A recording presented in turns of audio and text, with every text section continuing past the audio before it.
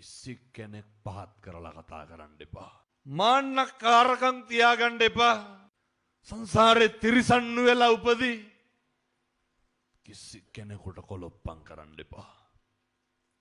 සමහරු ඉන්නව නේද ඔය අර මන්ද මානසික පින්නතුන් ඉන්නේ.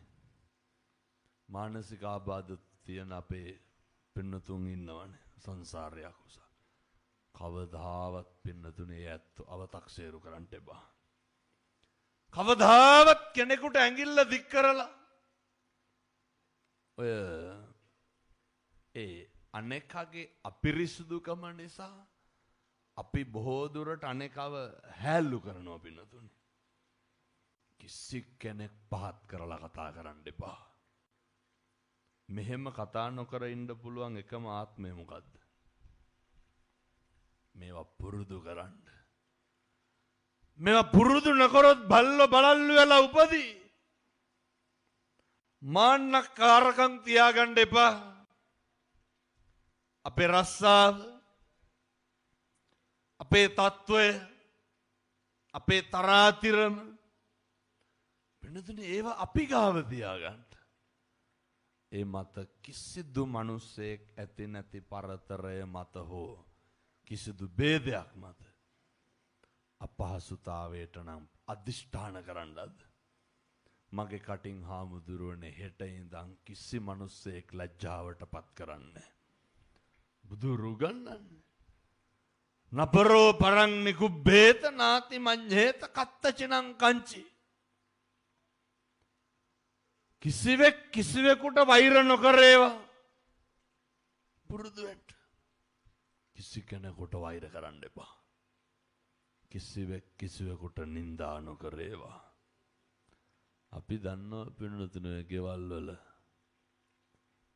අනන්තවත් කුණුහරුපෙන් බැන ගන්න නැද්ද ගෙවල් වල?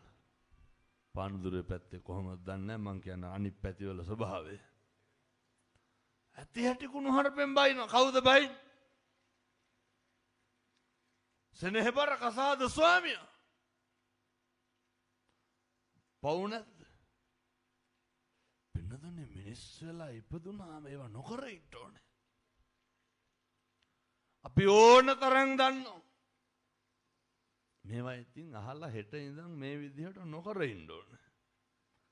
පින්නතුනේ දරුවෝ ඉස්සරහ අම්මට අම්මු කුණු හරපෙන් බයිනෝ. බයින් නැද්ද? බයිනෝ. මොන පිරිමිකමද? දැන් මේ හිටගෙන බණ අහලා තාත්තලා කල්පනා කරන්න ඕන ඉඳගෙන ඉන්න උදවිය මොකද්ද? ඔහොම හදවතට පොඩි තට්ටුවක් දාන්න. දාලා හදවතින් නිවාඩුව අහන්න මම මගේ බිරිඳට කී පාරක් කුණු හරපෙන් බැලලා තියනවද මගේ ළමයි ඉස්සර. ඇයි එහෙම බයින්නේ? පෞරුෂයක් නැහැ. ඇයි එහෙම බයින්නේ? පිරිමිකමක් නැහැ. ඇයි එහෙම බයින්නේ? පිරිමියෙක් වුණාම දැන් මෙව තාත්තලාට කියලා වැඩක් නැහැ. මං තරුණයන්ට කියනවා ඒ හින්දා. වෙලිච්ච ඉරුට නමන්න බෑ කැඩෙනවනේ. අමුව නැමෙහෙගේ.